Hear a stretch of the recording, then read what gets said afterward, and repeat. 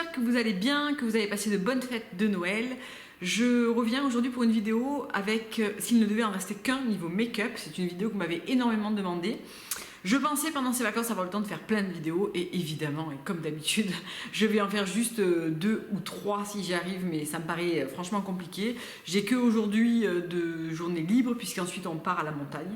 Donc je vais essayer d'être productive et en même temps de profiter aussi de ma journée aujourd'hui chez moi. Et voilà. Alors, bref. J'ai testé tout au long de 2020 pas mal de nouveautés dans différentes marques green, etc. Mais je me rends compte que je reviens quand même beaucoup aux essentiels et vraiment, même si je reçois des nouveautés, si j'achète des nouveautés, au final, c'est pas forcément ce que j'utilise le plus. Je me maquille, je pense, de moins en moins. Les produits que j'utilise le plus sont toujours des produits pour le teint, malgré le fait que finalement, je mette assez peu de choses. En termes de matière, j'utilise quand même pas mal de produits. Donc, s'il ne devait rester qu'un seul fond de teint, je n'ai pas testé le Carvais, qui est, paraît-il, le nouveau fond de teint liquide, est vraiment super. Je ne l'ai pas testé, donc je ne pourrais pas en parler, mais mon préféré de tous les temps reste le True Skin Foundation de chez Serum Foundation de chez Ilia, que moi j'ai en teinte SF6. Je vous l'ai montré dans la vidéo Full Face Ilia. C'est un produit, alors il ne doit pas m'en rester des masses. Je ne vois pas à travers combien il m'en reste. Je ne porte pas du tout du fond de teint tous les jours. Mais il y a des semaines où j'ai envie de porter du fond de teint et je vais en porter toute la semaine. Et ensuite, pendant 3 semaines, je ne vais pas le toucher. Mais c'est vraiment mon préféré parmi le Sen Cosmétique, le Kosas, celui-ci, le Carvais en crème, le RMS que je n'ai pas du tout aimé. Le format est trop compact et trop couvrant pour moi. C'est vraiment mon favori. Il a un côté... unificateur, couvrant mais avec de la légèreté, on garde le grain de peau, c'est tout ce que j'aime en fait. Donc pour moi le numéro 1 c'est celui-ci. Et si je dois garder un skin tint, c'est aussi de celui de chez Ilia, c'est le Super Serum Skin Tint, alors SPF 40 et SPF 30, en fait c'est le même produit qui a été repackagé pour l'Europe puisqu'ils n'avaient pas eu l'agrément en SPF 40. Je l'ai en 2 teintes, je l'ai en ST11 et en ST14. ST11 est ma teinte de toute l'année, ST14 je le mélange pour l'été. C'est un produit que je trouve absolument formidable, qui est, là aussi je vous ai fait une revue uniquement sur ce produit, qui est peu couvrant mais qui unifie très bien le teint, qui donne un côté lumineux et glowy.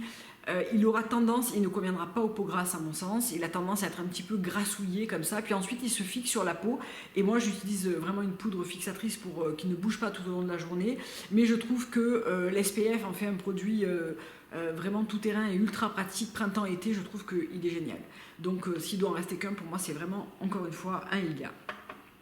En termes de correcteur, anti-cerne correcteur, j'utilise depuis très longtemps et peu importe les découvertes que je fais au niveau des concealers, que ce soit le Kosas, que ce soit le Ilia, que ce soit le Sen Cosmétique, que ce soit le Fit Glow, mais mon préféré c'est vraiment le Conceal and Correct de chez Clove & Low. J'ai la teinte 3 et 4 que je mélange ensemble. La 4 est un poil foncé, la 3 est trop claire. Donc je mets, on va dire, 2 tiers de 4 et 1 tiers de 3 pour avoir ma teinte. C'est ce que je porte aujourd'hui, hein. Je ne porte pas de fond de teint. Je porte uniquement du correcteur au niveau de mes cernes, du nez, parce que c'est là où j'ai toujours des petites rougeurs, des petites choses à corriger. Quelquefois au niveau des mâchoires, et c'est tout. Et voilà, ça me suffit. Je l'applique avec un pinceau sur le visage, toujours le Vapor que je trouve le meilleur pinceau fond de teint et correction du teint du monde, hein, voilà. J'en ai pas testé, j'en ai testé des tonnes et c'est vraiment celui-là qui me plaît le plus.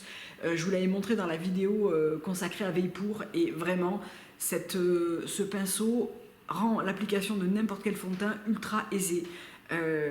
Vraiment, il absorbe pas de produit, il couvre sans laisser de traces, sans laisser un rendu trop couvrant. Il est absolument génial et pour moi un bon pinceau fait la moitié du job en fait, parce qu'avec un mauvais pinceau vous pouvez avoir le meilleur produit, l'application et le rendu sera vraiment pas beau si l'outil n'est pas adapté, et ça fait vraiment partie d'un investissement make-up que vous allez garder des années et des années. Je le lave toutes les semaines, je l'ai depuis des mois, il n'a pas bronché, il ne bronchera pas et je le sais, et vraiment c'est celui qui me permet de faire mon teint très très rapidement le matin, avec toujours ceux de chez Real Techniques que j'achète sur iHerb, et celui-ci c'est l'Expert Concealer Brush qui me permet de faire mon coin interne des yeux et aussi une petite correction, notamment les petites veines sous le nez, mon petit vaisseau éclaté ici, voilà. Et ces deux-là, c'est vraiment ceux que j'utilise chaque jour et dont je ne pourrais absolument pas me passer. Si je dois garder une seule poudre, c'est la Fade Into You de chez Ilia, c'est la Soft Focus Finishing Powder, poudre de finition Soft Focus, c'est aussi marqué en français. Elle est fine, on peut en mettre une tonne sans qu'elle se voie. Et ça, vraiment, je trouve que c'est fantastique. J'en use et j'en abuse parce qu'elle a un côté où elle floute les pores, les petites rides, etc. Elle rend votre peau toujours plus belle sans jamais avoir ce rendu trop poudré, trop... alors, elle n'est pas du tout unifiante, hein, c'est une poudre blanche. Elle existe dans des couleurs, il me semble. Moi, j'ai celle qui n'est pas colorée. Il me semble qu'elle existe dans d'autres couleurs. Là aussi, j'en ai essayé des tonnes, que ce soit la RMS, que ce soit la 100% pure. Plein de marques ont fait ces poudres invisibles et transparentes comme ça. Pour moi, la meilleure, c'est la Ilia, encore une fois. En termes de bronzer, j'aurais du mal à les départager, mais parce qu'ils ne me servent pas à la même chose. Je pense que si vraiment je dois en garder un, ça sera le 100% pur, c'est le Cocoa Glow, je l'utilise depuis des années, je viens de le remplacer, j'avais fini le mien, quand je vous dis fini, c'est fini jusqu'au fer, vraiment il n'y avait plus une once de poudre dedans, je crois que c'est la première fois que je finis un bronzer, voilà. Match parfait pour ma peau, c'est le plus foncé, donc je le porte en light contouring on va dire. Je m'en sers tous les jours, que ça soit pour légèrement redéfinir mon visage au niveau du front, au niveau des ailes du nez, un petit peu du menton et de la mâchoire. J'en mets peu, je l'utilise exclusivement avec ce pinceau-là. Alors je crois, j'espère que je me trompe, mais je crois que ce pinceau ne se fait plus. C'est le blush, non si celui-ci se fait, c'est le multitasking qui se fait plus. Le blush brush de chez Real Techniques, qui est un gros pinceau comme ça, franchement fluffy, ils sont sales, hein. Je les ai utilisés tout à l'heure, je ne les ai pas encore lavés, et il est parfait pour appliquer blush, bronzer, en légèreté, sans avoir, on ne peut pas se tromper avec ce pinceau, et ce bronzer qui est assez foncé sur moi, et ma carnation médium me convient parfaitement. Les jours où j'ai envie d'un maquillage plus rapide et que je ne vais pas utiliser d'highlight et de blush, ça m'arrive assez régulièrement, j'utilise celui de chez Kosas qui a un côté bronzer minéral cuit et qui va être lumineux et qui va apporter cette teinte un petit peu bonne mine avec beaucoup de glow. Beaucoup, avec du glow, pas beaucoup de glow. Moi je l'ai en médium, c'est la teinte parfaite, je l'ai franchement beaucoup utilisé, il est beaucoup moins bombé, il commence vraiment à s'aplatir, c'est vraiment mon favori. Finalement, j'avais beaucoup aimé le Ilia quand je l'avais découvert et honnêtement, ces deux-là me conviennent mieux. En termes de teinte et de rendu, je trouve que celui-ci a un rendu ultra naturel qui est très très beau et qui est vraiment plus facile à maîtriser qu'un bronzer classique qui va être peut-être plus terreux ou plus foncé. Celui-ci est vraiment absolument parfait. Si je dois garder qu'un seul highlight, ce sera le 24K Glow de chez Sainte Cosmétique. Je vous en ai parlé dans une des dernières vidéos. Et cet highlight est pour moi l'highlight absolument parfait. Il a un côté ni trop chaud ni trop froid. Je le porte tous les jours, vraiment tous les jours. Ici, au coin interne de l'œil, au-dessus de la lèvre supérieure.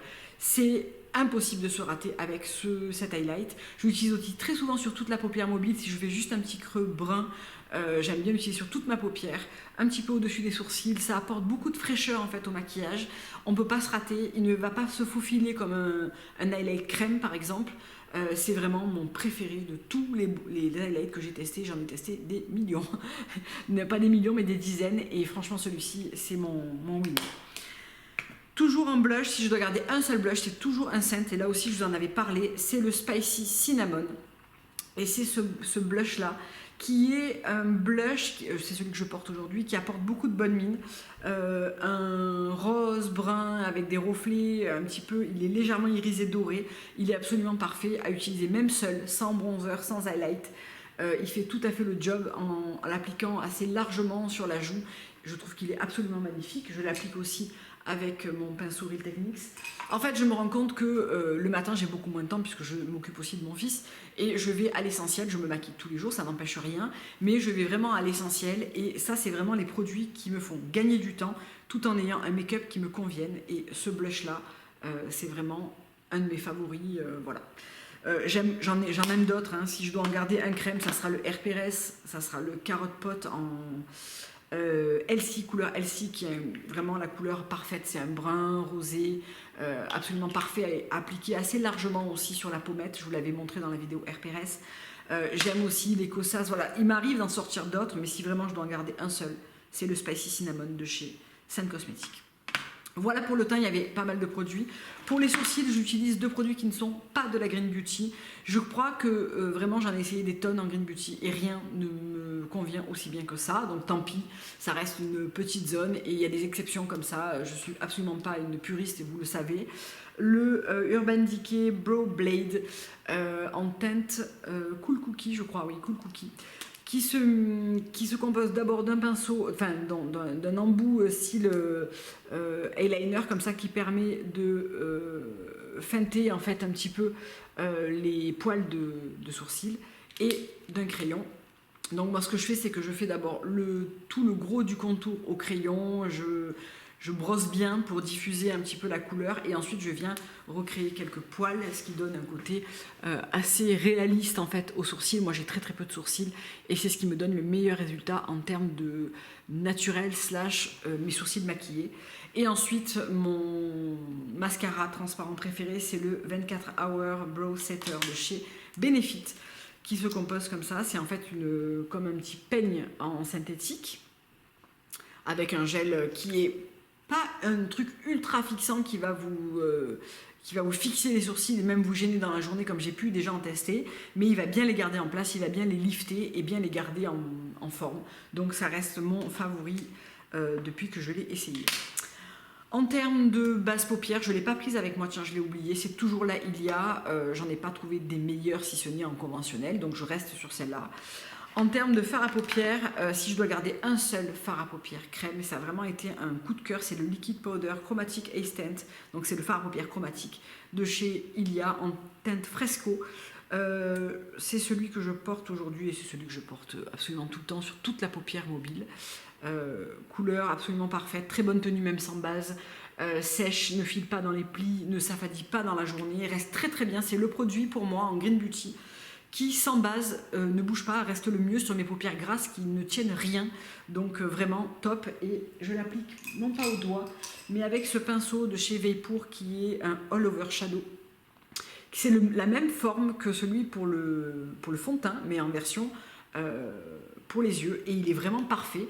Avec le petit côté biseauté je fais mon ras de cils et avec tout le côté plat je fais toute ma paupière mobile et j'arrive même à estomper. Je le prends directement sur le petit embout applicateur et je trouve que l'application est beaucoup plus diffuse, elle tient mieux, elle est beaucoup plus simple et vraiment la tenue est décuplée quand je l'applique au pinceau par rapport au doigt où je pense qu'on va avoir tendance à charger un petit peu le produit et en fait ce qu'il faut c'est vraiment faire un film uniforme, laisser sécher et ensuite j'applique toujours un petit peu d'ombre dans le creux et c'est ce qui me plaît le plus, c'est ce que je fais tous les jours et le brun c'est ce qui me plaît le plus sur mes yeux. Si je dois garder une seule palette c'est la Vapor en archétype. Là aussi je vous en ai parlé plusieurs fois, au plus on l'utilise au plus les fards sont pigmentés. En fait les premières fois je trouve qu'une couche de poudre un petit peu transparente vient un petit peu affadir les fards et ensuite ils sont très bien. C'est vraiment le quatuor couleur qui me correspond le mieux et j'utilise beaucoup ce café au lait et ce chocolat. Je l'ai encore utilisé aujourd'hui pour flouter en fait ma démarcation entre le produit Ilia et ma paupière fixe. Et ensuite je viens un petit peu charger le coin externe et légèrement le ras de cils avec le brun le plus foncé, ce qui donne un résultat qui est naturel mais qui est un petit peu plus maquillé, qui me convient très bien. Une autre palette que j'utilise quand même pas mal, c'est encore une Ilia et c'est la Warm Nude. Autant la Cool je l'utilise très peu, autant celle-ci je l'adore. J'utilise toutes les teintes de cette palette, donc ce qui est assez rare chez moi. Il y a toujours des teintes qui ne me plaisent pas, là vraiment toutes les teintes sont jolies. Je l'utilise peut-être plus celle-là en été. Elle a un côté plus chaud, un petit peu plus rougi qui va bien avec le bronzage. Et en hiver, un peu plus la Vapor. Mais c'est les deux qui ne me quittent pas, qui ne quittent pas mon tiroir à make-up en tout cas, pour tous les jours. J'utilise quasiment jamais de crayon, eyeliner, etc. Si je dois garder un eyeliner, c'est probablement le Fit Glow. Je ne l'ai même pas pris avec moi, j'en porte jamais, quasiment jamais. Le Ilia est aussi très bien. Et en crayon noir, le 100% pur est vraiment de plus loin que je m'en souvienne mon préféré. Et c'est un des rares que j'ai d'ailleurs. Je dirais que je ne les ai pas pris avec moi. Là. Je vous les listerai en barre d'infos de toute façon. Un seul mascara qui doit rester, c'est vraiment le Kosas. Il a vraiment supplanté chez moi le Ilia. Je trouve que c'est le The Big Clean. Un côté volume, noirceur, chargement des cils incomparable. Une brosse en poil naturel légèrement courbée qui permet d'attraper le moindre cil. Moi j'ai vraiment des cils qui sont très fins, blonds, fins, etc. Et j'arrive à avoir quand même des cils honorables avec ce mascara. Je trouve pas son seul défaut, c'est qu'il se finit assez vite et qui devient assez vite pâteux. Là je l'ai terminé, il faut que j'en recommande un. Mais par rapport au Ilia, il est beaucoup plus rapide à utiliser. Au premier passage, on a déjà un chargement des cils et un côté maquillé qui est vraiment très très beau. Il ne s'effrite pas, il aura tendance un petit peu légèrement à couler sur les cils, le ras de cils inférieur. Ça me dérange pas plus que ça parce que c'est pas tous les jours et un petit coup de retouche au doigt suffit à l'estomper en fait. Donc voilà, il ne s'effrite pas en petits morceaux comme aurait tendance à le faire le Fit Glow qui est très bien en termes de rendu mais qui est pas bien en termes de tenue. Donc voilà, je garde celui-là et vraiment... Et si je dois garder des glosses, j'en porte très rarement et je me contente très très souvent d'un baume à lèvres. Mon baume à lèvres favori vraiment de l'année, ça a été le Lip Whip de chez Carigran. Moi je l'ai en teinte, en naturel, pardon, c'est le Peppermint Naked. Je l'ai déjà vraiment beaucoup utilisé et c'est mon préféré. Je crois que même il est passé au devant du Fit Glow, du Lip Night Serum que j'adore utiliser, que j'ai toujours dans mon sac, tout comme le Kosas en teinte Fishtail, je crois. C'est le neutre en fait, le transparent. C'est les trois que j'adore. Et en gloss vraiment coloré, si je dois en garder qu'un seul, ça sera les Fit Glow. Le Glim et le Nudie sont jusqu'à présent mes favoris. Le Nudie est celui que je porte sur les lèvres, donc un côté très naturel. Il paraît beaucoup plus rose sur la main, mais en fait sur mes lèvres, il n'est pas si rose. Et le Glim qui a un côté très neutre, avec un petit peu de reflet. Voilà, vous avez Glim ici et vous avez Nudie là, et vous voyez le Nudie est quand même beaucoup plus clair sur mes lèvres. Pourtant je l'ai mis juste avant la vidéo, que en réalité sur la main. Donc voilà pour s'il ne devait en rester qu'un niveau make-up, c'est vraiment Ah, j'ai oublié un produit, et un produit dont je me sers tous les jours et que j'adore, de chez Jane Iredale. C'est le Pomist, c'est un spray hydratant qui fixe le maquillage et qui enlève, et c'est ça que j'adore, le côté un petit peu trop maquillé sur l'instant. Quand on utilise pas mal de poudre, de produits, etc., ça détend les traits, ça ramène beaucoup de naturel en fait, et ça fixe très très bien le teint, et vraiment, et ça sent très très bon. C'est un produit qui est éco-cert, etc. et qui est vraiment bien. Le spray se diffuse très bien, il sent très bon et il fixe très bien. Donc vraiment, c'est un produit que j'adore. Voilà. Donc voilà, j'espère que ça vous a plu et que ça vous aura donné les réponses que vous attendiez depuis pas mal de temps où vous me questionnez sur vraiment s'il ne devait en rester qu'un niveau make-up. Je vous fais plein de gros bisous, je vous dis à très bientôt pour une prochaine vidéo. Au revoir.